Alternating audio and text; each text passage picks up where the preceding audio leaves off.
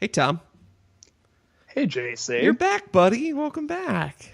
It's good to be back, or at least virtually back. Yes, we're glad you're back from your assignment. How was your assignment? It was a trip. I was in Washington, D.C. by map only. I didn't leave a hotel for 3 days. Ooh, but good times.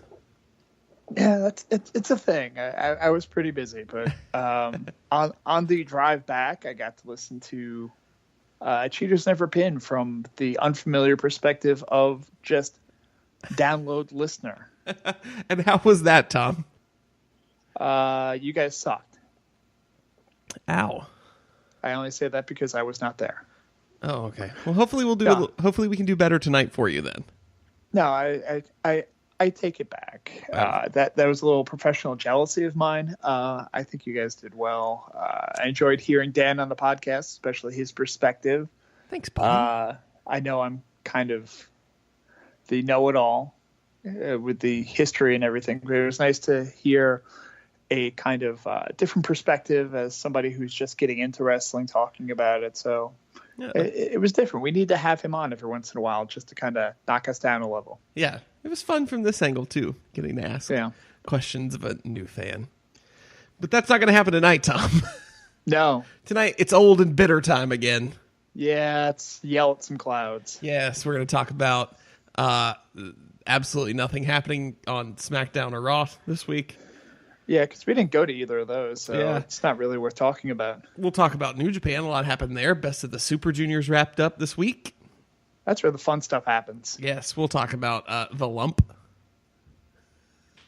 The presidency of the United States of America? No, the one that was on Punk's ass. Oh. Yeah. Oh, okay. Yeah. And we'll also talk about whatever else comes up in the next 60 minutes. We'll make up something if we need to. That's all we ever do. So, Tom, can you do me a favor, buddy? What's that, JC? Can you ring that damn bell? Damn right. You're listening to the Cheaters Never Pin podcast, a proud part of the Section 328 network, bringing you all the best in wrestling from WWE, New Japan, and beyond. Now, live from ringside, it's Mr. Workrate and JC. Oh, yes, we are back. They're the bombs that I've missed. Here on the Cheaters Never Pin podcast. I'm JC. Here next to me at the commentary table to the stars is my good buddy, Mr. Workrate, Tom. Good as always to join you, JC. Oh, always good. Like I said, glad to have you back. I am. Yeah, the chair feels oddly warm still from Dan, but I don't know if that's a. So Dan was in your house. Tom, you forget we have video on twitch.tv/Last Cheaters Never Pin now. So people know that. Virtual chair. Oh, okay. All right. I wasn't quite sure. Metaphorical chair. I speak in metaphors often, JC. You know this. Yeah, that's true. I forgot. This is what happens when you're gone for a week, Tom. Yeah, I just forgotten everything about me. I did. Forgot. Workrate is not my actual last name. It's not? No. What is it? It's not Buhner either. Smith? Yeah, let's go with that. Is it Colbus? Oh, if I could only be part of the Colbus family. All hail Colbus. There we go. That's a real deep throwback for people. Yeah. Yeah, that goes into the Workrate Wikipedia. Yeah. So let's dive right in. Let's dive right into CM Punk's ass. Because I feel like this was the big story of the week, right? Yeah. Unfortunately. You set that up in a different way, and you just swerve back into the straightforward. So I'm good with that. CM Punk, the lawsuit filed by Dr. Chris Amann, the WWE ringside physician, wrapped up this week. I think, what was the verdict? Monday? Yeah. It was yesterday. Was it Monday or was yesterday? I don't know. It wrapped up this week. We'll just use that quantifier. In the past. Yes. And Punk and Colt Cabana, who were kind of co-defendants in this, were found not to have been guilty of defamation towards Dr. Amann, and they owe no damages. Cool. Yeah. Good for them. It's hard to say. I don't know. I'm going to be honest. I think Punk, as a worker, embellished a ton of shit anyway. I don't know. I watched the video of his ass that WWE produced, so I don't know. Okay. And of course, things came out in court to where, it wasn't on his waistband, it was on his ass. And, maybe it wasn't grapefruit size. Maybe it didn't actually hit the ceiling when it was lanced. Things like that. But yeah, I don't think anything they did was defamation. Because the guy's still employed by the same employer. Right. So, but Punk, I watched an interview that just went up a couple of hours ago. He was interviewed. He does have his UFC match Saturday in Chicago. So, of course, his media has now begun for that since his time in the courtroom has come to an end. He was interviewed by MMA Fighting Ariel Helwani. They spent a very good chunk of the interview talking about the lawsuit. Punk, and this may come to you as a surprise, Tom, kind of bitter. No. Right, yeah. He's starting to reach Bret Hart levels of bitterness, which makes me really sad.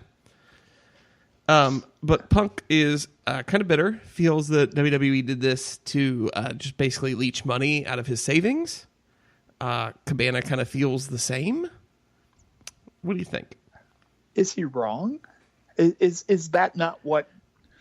And let's not point the finger directly at WWE here. Let's kind of go large corporation across the board. This is what large corporations do when they have a challenge basically against an individual or a small group of individuals. They're going to go ahead and try to put as much cost as they can and lawyer up as much as possible to try to get a settlement out of it, or to, drop pretty much the discussion. So yeah, I mean, that's what's going to happen. And not so much for Punk, who for the most part that I'm not understand at least managed to squirrel away a decent amount of his money. He wasn't an exorbitant spender or anything like that. He wasn't a typical wrestler. He basically took his money, put it away so that when he was 40, or I forget what his actual plan was specifically, was that he didn't need to wrestle. He didn't need to be Ricky Morton at 65 or whatever, how old Ricky Morton is right now, still attempting to land drop kicks and pretty much preparing to wrestle Brian Alvarez. Yeah. But he had put his money away, and he could, for the most part, he could afford to be in a trial. I felt worse for Cabana, who has never been a major star. He had a tiny little run in WWE, which amounted to nothing. But he's always been an indie guy, and he's never been a rich guy by any means. And they said once the verdict was read, you could see basically the relief on Cabana's face. Even more so, I mean, Punk was happy, but Cabana, just the relief that he had that he wasn't going to have to pay potentially millions of dollars out of his pocket on top of the court fees that he had, that he didn't necessarily have. Right. I mean, they went after, and I keep saying WWE in theory had no part in this lawsuit, right? Right. Yeah. So I heard an interesting theory that on Wrestling Observer Radio that I tend to agree with, kind of in retrospect. That's right. I agree with Meltzer for a hot second. Get out of here. Right. This more stems from the fact that really the main people being kind of made fun of and poked at by Punk in this podcast were Vince and Triple H. And obviously they can do nothing to affect the perception of the company in a negative sense. So they propped up Doc in order to file this lawsuit and have their revenge however they could get it, whether it was through a victory or through draining their assets. Right. And it's kind of a thing that also, I mean, while Punk and Cabana were, turned out okay in this case, it serves as a warning basically to other podcasters who don't have the bank that these two have, that, if you're even implying or may have a breaking story that you think you could put on there, maybe think twice about it, because the men and the lawyers are going to come after you and fight you. And you're not going to have the lawyers. You're not going to have the bankroll that like a CM Punk has. So maybe you think twice about it. Yeah.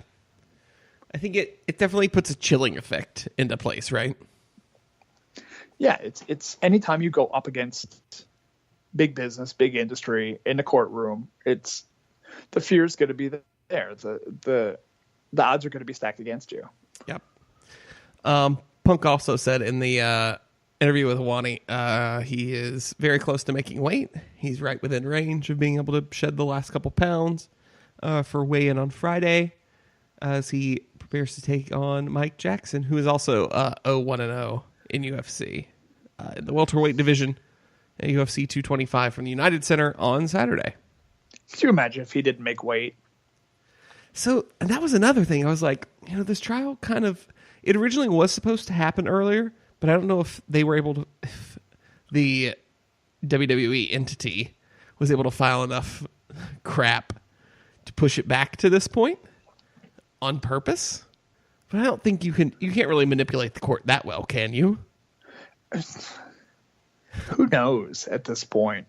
But yeah, were they thinking potentially that they could get the case to go a little bit later so that it would have potentially interfered with obviously the match is on a Saturday, but still to have that kind of interference. I mean, this is somebody who normally a typical UFC fighter would be making his weight and, practicing and working out and getting ready for a big money fight.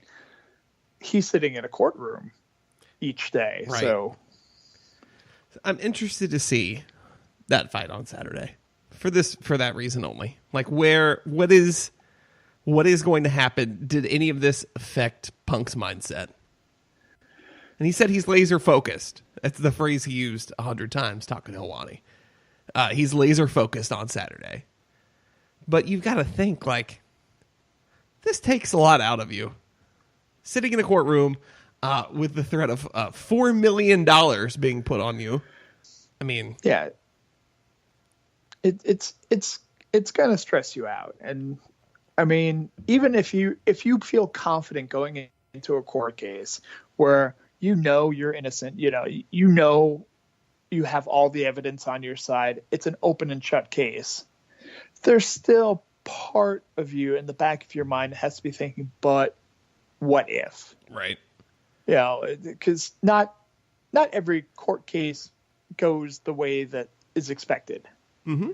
So there's still going to be this thought in the back of your mind that for some reason the judge doesn't like you for some reason, or some other wild thing happens, or your main evidence doesn't get accepted.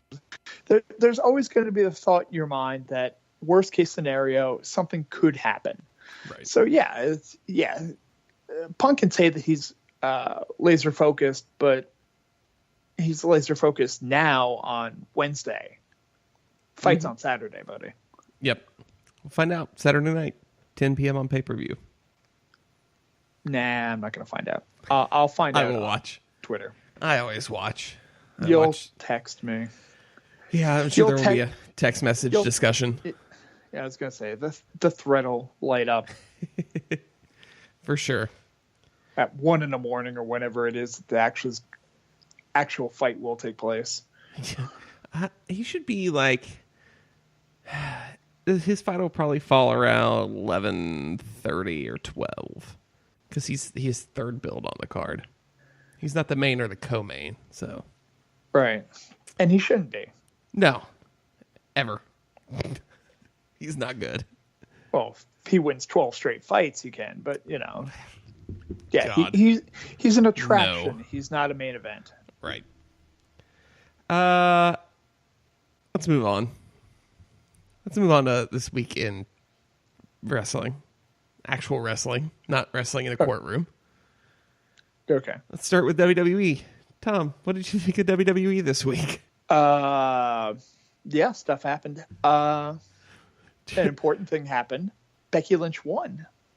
She did. On SmackDown. She did. There's one reason why it happened. Because we have to build everyone before Money in the Bank. So next week, Charlotte will get her win back in order to build her. That's all that's happening here. I thought the one reason you were talking about was because Charlotte had the tap. Becky disarmed her. Fine. Whatever. Charlotte, like I said, Charlotte will get the win back. Neither of them are winning Money in the Bank. No. But Charlotte will get her win back on TV, like I said, probably Tuesday. Because that's how WWE books. Yeah. 50-50 booking. What else happened? Ronda Rousey's terrible. I went just on a fucking rant this week about this. The I'm smiling, happy to be here needs to stop. I'm going to start there. If there's a class for that or a pill for that or something like that, can Bobby Lashley take it too? Oh God, you're right. It didn't even occur to me. Because both of them are the smiling, grinning idiots. We'll get to Lashley. Let's do Lashley next. Okay. But Ronda's demeanor is terrible. She is awful on commentary, Tom. Just horrendous. My favorite part, and I don't remember exactly how they got to the line, but she was talking about, I don't even remember the exact line now, about her. It's something only her husband could say to her or something, and it didn't land the first time. So she said it word for word with the same inflection the second time. And Byron and Cole and Graves, or I'm sorry, not Byron, because it was David Otunga, just still ignored it and moved on. It was, it was so cringeworthy. It was awful. And then when she finally comes into the ring to save Natalya, because Natalya needed to be saved because she simply lost a match when Nia capitalized, because, you know, Nia is such a heel, apparently, but not really. We have now backtracked on that again. Boo! She walks halfway down the ramp with her smiley face on, and then I think she realized, oh shit, I gotta look kind of pissed right now. And then she turns her like Ronda Rousey blue steel face on. Oh God, Tom. This match better be good. The only thing that can save her at this point, and I want her to do well, I really do, because I think having her in the business is good for the business. Should she be in a title fight? No. But I want her to do well, but I have such great fear for Money in the Bank. I don't know how she's going to work well with Nia. I don't either, man. It's got to be Nia's. I mean, we struck gold when, and I don't know if they turned around and said, "Oh well, she can work well with Stephanie, then she can work well with anyone." No. No. There's a difference when you get like 4 months to rehearse a match, right? Yeah. Plus, Nia's got her limited set as it is to begin with, and a Nia match involves a lot of selling and comebacks, and working on particular body parts and that type of thing, which could work with Rousey, but it's going to look rough. It's got to be like a 60-second match, right? Yeah, which is just as awful because that makes Nia look terrible. I mean, I think if I were to book it, because I don't want to put the belt on Ronda. No, God, no, please do not. I think we get to the point where we start it early. Ronda looks like she's kind of getting in control early, like in a kind of like early UFC, maybe quick knockout type thing. Nia manages to work her way around that, cheats in some way to kind of gain an advantage, uses the power to overwhelm for a little while, and then eventually Ronda works her way back, and then Nia uses some kind of illegality of some way to get the DQ, whether she just grabs the ref and throws the ref across the ring, or... Well, you can't really ball punch anybody. The illegality is Stephanie coming in, Tom. Yeah. Stephanie's going to interfere here. It's the only way out. Whether Nia gets herself DQ'd or Stephanie interferes and it causes whatever, it's the only way out. You can't have a finish in this match. No. And the thing that sucks about that is that means that it's going to keep going. Oh, God, help me. You know what else keeps going and won't end ever? What's that, Jason? Sami Zayn and Bobby Lashley. I'll let you start this one. Can we help him? Can we help Sami Zayn? Can we help both of them? Neither one of them deserve this. Let's be honest. Remember when Sami Zayn was on Raw before and we were like, dude, if he could only get to SmackDown. We say that about everybody. He'd be awesome on SmackDown, and maybe he'd get like the U.S. title or something like that, and get a decent little run going. And his run with that one was feeding great. Him to Lashley, and I have no problem with what got him back over to Raw. I mean, the dynamic with him and Owens has been fine.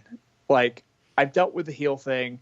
I mean, Sammy is a great underdog face, but he can work the heel thing. He's an excellent dickish heel too. So work that's fine. But I mean, him and Lashley, it just, and all this pre-written scripted stuff, just it's so bad. It's like they wrote it like 3 years ago with no characters in mind, and we're just like, hey, we got something over here. We just dusted off the book of unused storylines.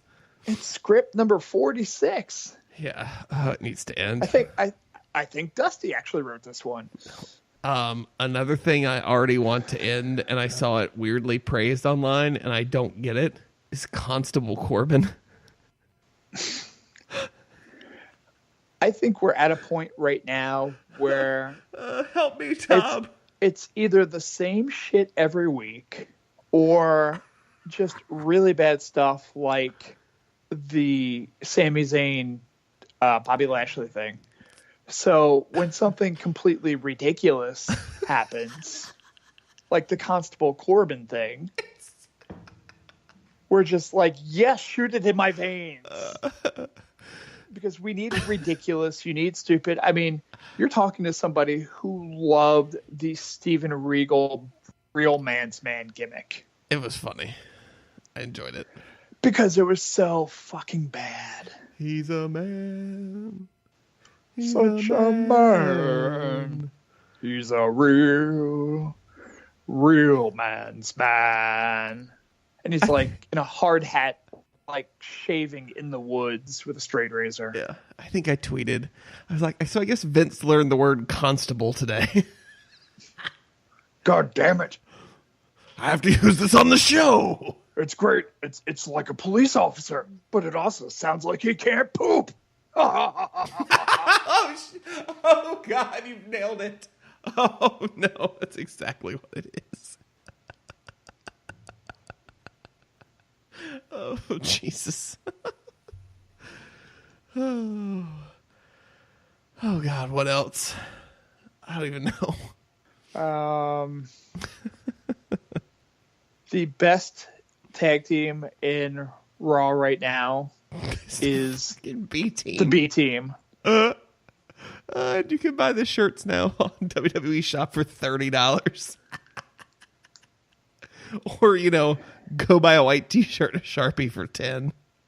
Make it more authentic if you're making it yourself. I mean, come on. How do they not do a backstage where it's in order like to plug WWE Shop. I mean, this is no brainer. But they're making the T-shirts to sell on WWE Shop. You see Dallas and Axel lose their minds in the back, running through Sharpies like crazy, making T-shirts. It's a 2-minute bit. Should we make it red? Should we do red this time? I don't have any more black markers left. See, 2 minutes. Get the shop over. A couple laughs, move on. Okay. Let's talk about New Japan. Let's just move on. Unless you've got something else, I have nothing else on WWE.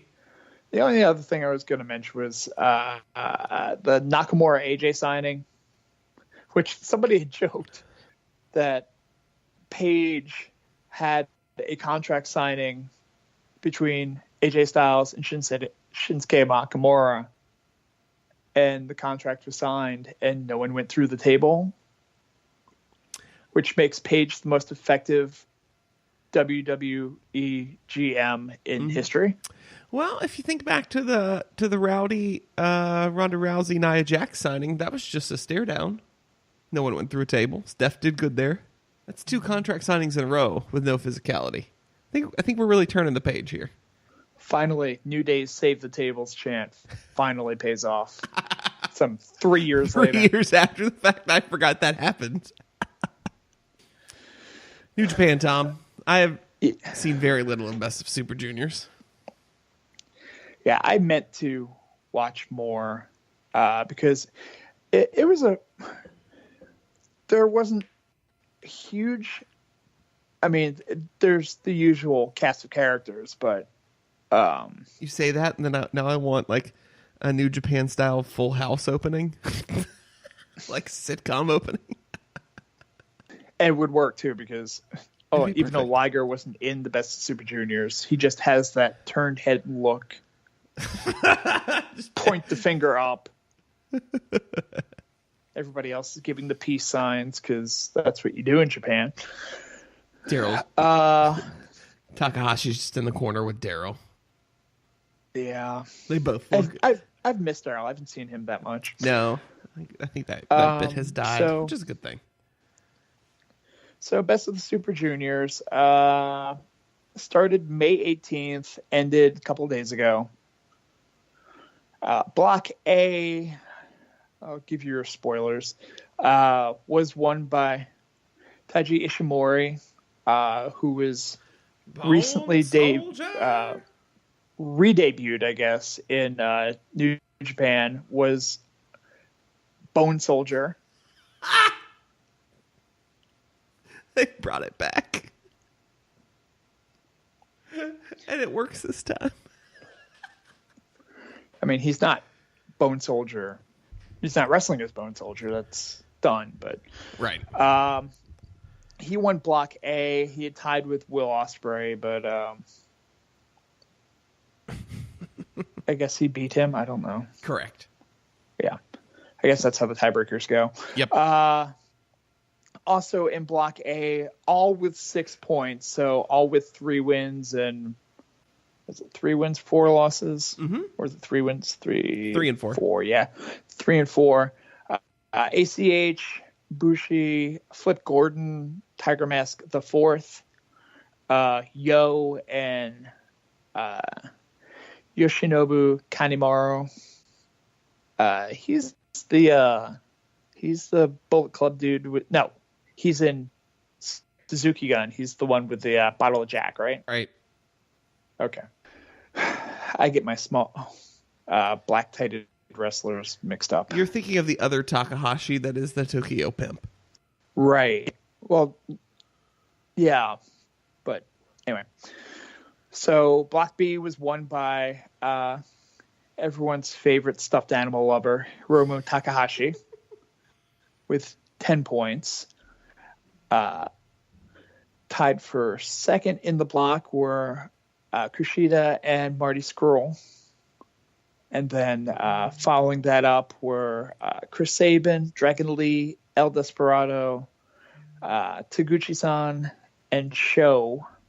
So Sho and Yo made their debuts in Best of Super Juniors. And from what I heard, I still need to go back and watch some matches. Didn't look too bad on their own singles. So no, they looked all right. Yeah, the little bits I saw. So we had the Ishimori Takahashi final, which reportedly, again, I still need to see the match. Takahashi took the win in 34 minutes, 9 seconds in a match that I don't think ratings are out yet officially, but Meltzer gushed all over. He said it was in his top 10 matches of all time. So some internet people will be very upset with that when it gets 6.419 stars. Kill me. But one other thing that came out of that, though, outside of Pretty Good Wrestling, is out of Dragon Lee's Twitter account, he made a comment that I'm not going to try to translate this from Spanish, but basically called out El Desperado and said he wants mask versus mask. Yep. So that should be interesting. Dragon Lee going over. I've never been that big of a Desperado fan. Yeah. I mean, it's a whatever gimmick. He's the guy with the mask, but it seems that each faction has to have a mask guy, and Desperado's just the Suzuki Gun mask guy. Yeah. Bushi is the LIJ one, and he fits in at least. He shoots the mist and actually kind of looks cool doing it. But yes, early Saturday morning here Eastern time. Dominion from Osaka-jo Hall. Next big event. Here we go. In the main event, Okada versus Omega number 4. No time limit. 2 out of 3 falls match for the IWGP Heavyweight Championship. Cool. I'm excited. That'll be good. Yeah, of course it will. I mean, we basically did a best 2 out of 3 already, which took what, 2.5 hours? Something like that. I'm assuming it'll take less time this time. Probably. Tetsuya Naito defends the IWGP Intercontinental Championship against Chris Jericho. It's going to be different. I mean, you get the most over guy in the company versus Chris Jericho. What's the over under on F-bombs that Jericho drops? 5. He's just been a potty mouth, man. Still that video of when he first attacked. He's just throwing shit everywhere and he gets in the car. Yeah. Love it. Will Ospreay defends the junior heavyweight championship against winner of the best of the Super Juniors, Hiromu Takahashi. Probably a title change because it's the junior heavyweight championship. It's a hot potato. Plus, Takahashi needs Mr. Belt. Yeah, he does need it. 6-man tag. Hiroshi Tanahashi, Jushin Thunder Liger, and Rey Mysterio Jr. take on Cody Hangman Page and Marty Scurll, the Bullet Club. Holy charisma in that match. Right? Just at least on the one side, and that's not even including the T-shirt boys on the other side. Dude, Tanahashi. It's weird to think that Tanahashi's is he the least star out of the 3 of them? No, I mean, Liger not at this is. point of his career right now. No, Liger's legend though. Liger is legend, but he's not. Liger has never been on the level of Tanahashi. No. I mean, Tanahashi's a freaking movie star. Yeah, but my dad is a heel wrestler. He's getting ready to film a new movie with Taguchi as the heel, by the way, as the bad guy in the movie. So they're connected because Taguchi's in the My Dad is a Heel Wrestler too. Oh, maybe that's it. Maybe that is the movie. Anyway, if you have not taken the time, internet, to watch the trailer for My Dad is a Heel Wrestler, starring Hiroshi Tanahashi. Please watch it. It's amazing. LIJ, Sonata and Evil take on the Young Bucks for the IWGP Tag Team Championships. Belts are changing hands here, aren't they? Maybe. I don't know. It's not the junior heavyweight tag champs. So, who knows? It's an IWGP tag belt. It literally carries zero meaning, Tom. Yeah, but Sonata and Evil, Evil with his injury, and it's just the shine has totally gone off them. Yeah. Prop him up a little bit. Yeah, I'm good with that. Goto defends the Never Openweight Championship in a fatal three-way. Jesus. In a triple threat match against Michael Elgin and Taichi. Well, someone could die. Kill me now. It's an Elgin. It's not only do you get Michael Elgin in a match, you get Taichi in a match with him. I can only hope Taichi wins. Oh, God. Why? I don't know. Why, Tom? I want to see the world burn. I've grown attached to Taichi. I don't know why. I don't know if it's the bad lip sync or... He's the worst. Just everything about him. And that's why I like him. Tomohiro Ishii and Toru Yano take on Minoru Suzuki and Zack Sabre Jr. Oh, that's just going to be fun. Anytime you put Toru Yano and Minoru Suzuki in the same ring. Yeah. Minoru Suzuki, who turns 52 this week. And still the coolest man on the planet. Yes. I love his Instagram. One day want to rock a fedora as well as he does. Juice Robinson and David Finlay take on Jay White, the knife pervert, and Yoshihashi. Yep. That's going to be a match. It's a match. Hey, Juice is in it, though. Juice is fun. Freaking love Juice. I was kind of hoping he'd be a little bit further along by now, but... I don't know that he doesn't really slot in anywhere really well right now. Things are slow and deliberate in New Japan. Yeah. So they're building him. Tom, when he wins the G1 this year... I think he's gonna do well. He's gonna do well in G1 this year, and that's gonna. I mean, he's not gonna win it, but that's gonna prop him up a little bit. Yeah. Desperado and Yoshinobu Kanemaru take on Sho and Yo for the Junior Tag Championships. Oh right, Desperado and Kanemaru actually have the titles. Yes, that's a thing. I forgot about that. It's an IWGP Tag Championship. It doesn't mean anything. Sho and Yo will probably take it back. Yeah, I'm good with that. They deserve it. That's Dominion. That the ass crack of dawn Saturday here on the East Coast. What's good is by the time you actually wake up, Okada and Omega will only be an hour and a half into their match. Let's see. What else, Tom? I wasn't writing down when we were doing our hypothetical rundown. Well, Tom, I ran out of notepads. Well, if you wanted to order more notepads, yeah, I have a way of doing that. Ooh, tell me about it. Okay, here's what you do though. Go on, take your computer device, whether it be the actual machine in front of you with the keyboard or maybe a tablet if you have one. Yeah, there's one right here. Okay. And go on the interwebs and go to cheatersneverpin.com. Tom, we don't sell notepads. We should. We should. You're right. But we don't right now. So this isn't helping me in this moment. But until we do, you go to cheatersneverpin.com, and on cheatersneverpin.com, there is a box that says Amazon.com. You click on that box, it brings you to Amazon.com. Yeah, the shopping website. Yeah, I'm familiar. Okay, you're familiar? Okay. Yes. And on Amazon.com, you would shop as you normally would and pick out your notepads and some erasable pens and maybe some of those cool graphic pencils and maybe the sniffy markers. Yes.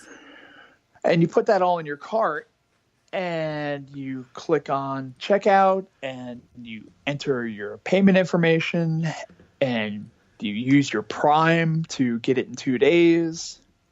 But in doing it that way and clicking through cheatersneverpin.com to get to Amazon.com, what happens is when you drop that $50 worth of sniffy markers and Amazon.com doesn't get all $50 of that. Whoa. Like 3 or 4 cents goes to us. I mean, I like that. I like 3 or 4 cents. So not only can you support Cheaters Never Pin, but you can also screw Amazon out of some money. Ooh, I like that. And who doesn't want to do that? Because damn the man. Tom, Save the empire. I can get a 10-count fine tip assorted of Mr. Sketch scented stick markers for $5.47 shipped in one day. One day. One day. With Prime. It's amazing. Love it. CheatersNeverPin.com. Click the Amazon button. Seriously, though, what else do we... I don't know. I was doing the rundown. I figured maybe you would... Fire Pro comes out in August. Yay! Can't wait. Finally a date for it. Yes. We will be here playing the shit out of it.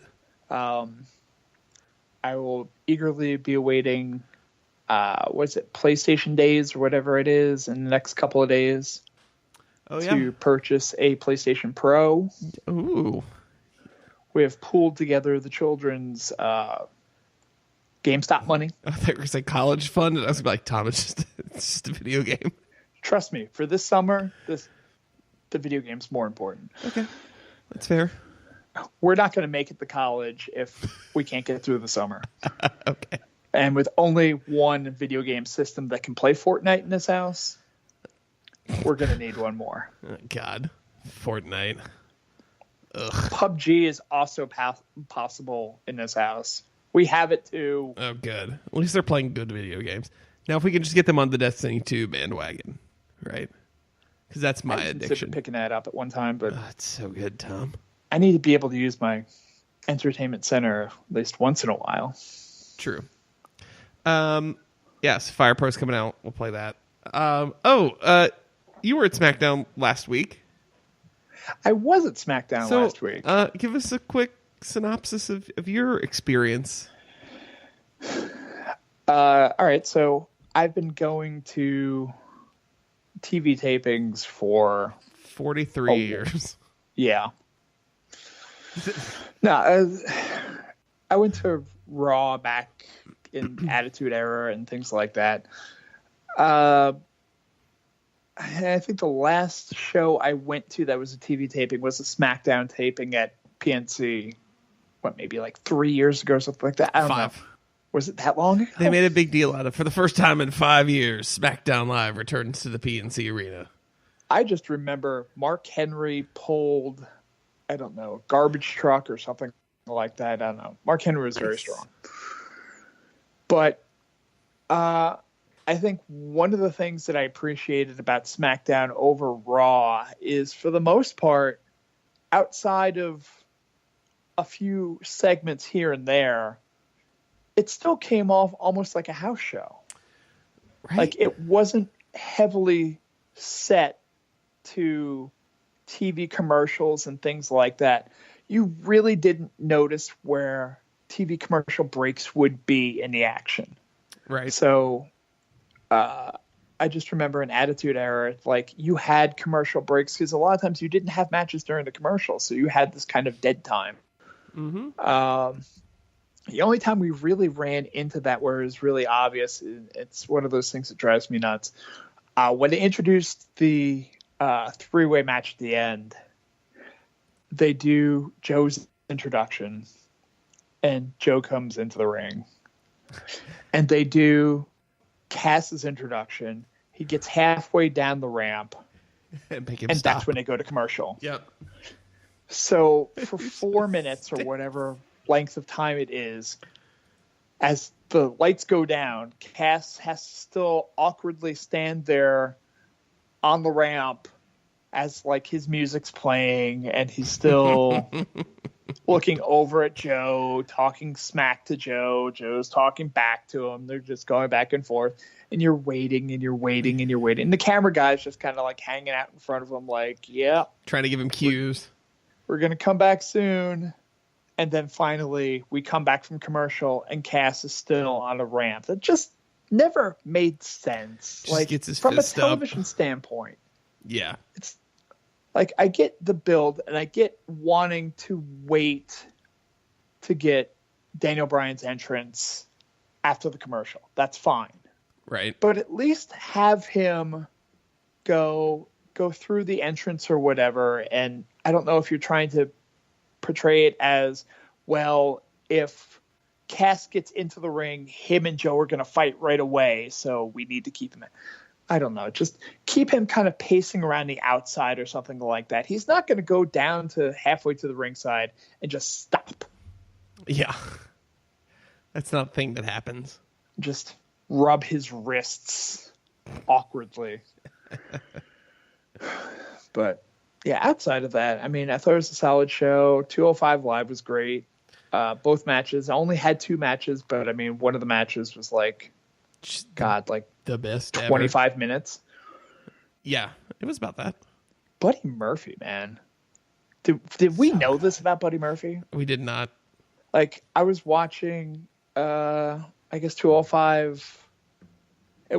I didn't watch all of 205 this week, but I watched like GIFs online of, I guess he had a match with Mustafa Ali. Mm-hmm. And the GIFs that I saw of spots in that match were incredible. Like, dude, he has just come full blast as like pretty much a forgotten tag team wrestler to Yep. the best cruiserweight in 205. Oh, yeah. And then we had Charlotte Flair at the end. She had the match that she needed to have where she didn't win the title, but she still went over by beating up Carmella. And then she forgot Cedric Alexander's name, which was Embarrassing. really awkwardly embarrassing. Oh, Alexander Cedric. Good match by Alexander Cedric. I'm saying it with a comma in between the names. Yeah. Come on, Charlotte. He's standing right there. I appreciate it because it's. I'm sure it was kind of scripted, not scripted, like just kind of off the top of her head because no cameras are rolling or anything like that, and she wanted to kind of kiss the fans' ass and say something about what was the best match of the night, and Oh, yeah. kind of had a brain fart. Yeah, it happens. Yeah. It happened to me today. I was, so I had to call somebody back Mm-hmm. who had left me a voicemail message. So I call him back and he says, hello. And I go, oh, hi, guy's first name. It's Tom. And I used his last name as my last name. I was like, I don't even know what to say now. I feel as if I need to hang up on you and try this again. Yeah, can we start over, sir? I'm really sorry. It was early in the morning, but still. Yeah. Cool. So next week we'll be here and we'll talk about what happened at Dominion and we'll preview Money in the Bank. That should give us enough to talk about for a little while without any pin mail. Yeah. And Dan's pin mail song was... I need to write down those lyrics. Yeah. Because he had a lot of lyrics. Yes. I'll put out a call for pin mail next week. It's kind of like the Star Spangled Banner where you kind of know like the first chorus, but there's like 4 choruses more. Rockets, red glare. Yeah. Yeah. That was a loud noise where I put my phone down on my desk. Probably shouldn't do that. Do what you need to do. Right. Anyway, Tom, tell the people where they can find you on the internet. Go on the Twitter machine at Mr. Workrate, at MR Workrate. Don't go anywhere else. I tried to use the Facebook like news stream type thing. That's stupid. Yeah. I'm not your friend there anyway. Just go to Twitter. Twitter's fun. Yes. You can find me on Twitter, Instagram, and I'll find our social media at JCBobbitt, JCBOBBITT. You can find the show on Twitter at CheatersInVRPin. Of course, anytime we record the show, we're live on twitch.tv/CheatersInVRPin. And you could find video of the show after we do it on our YouTube, Cheaters Never Pin, and our Patreon. I forgot we even had it. Section That's 328. Awesome. Click on that. Just throw us money. Go to cheeseneverpin.com, click the Amazon button, and do your Amazon shopping. So we got that too. How about that? We've got all those things. I keep forgetting we've got the YouTube? visual aspects of the YouTube channel. Yeah. And it does. I archive the show to YouTube because it only stays in Twitch VOD for 10 days. So that way, it's just easier to be like, if you want to catch it after the fact, just go to YouTube. There's audio only versions on YouTube as well. Whatever you prefer, we're here for you and your data plan needs. Cool. So I think that does it. Yeah. Yes. So with another week in the books, I'm JC. I'm Tom. And we'll catch you on the flip side.